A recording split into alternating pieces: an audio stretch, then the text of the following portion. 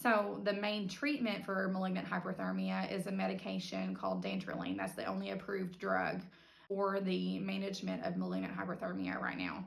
It is a powder in a vial. You have to reconstitute it, draw it up, give it IV, kind of strenuous work.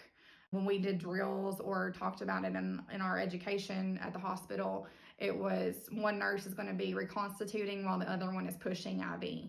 And the dosage for dantrolene is based on the patient's weight. So you may give a lot of vials of dantrolene depending on how much the patient weighs. If I remember correctly, it was like the most susceptible age range was like a teenage boy, I think, teenage male.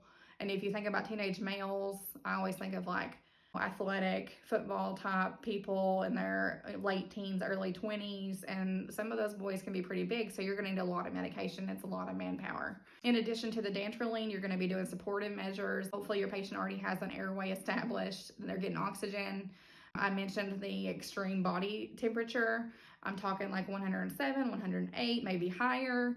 So you're going to be wanting to do like a cooling blanket on the patient, ice packs, cold saline. I've heard of like gastric lavage with cold fluids, bladder lavage with cold fluids, whatever you can do to help bring that core temperature down, preserve organ function, and prevent damage from the temperature.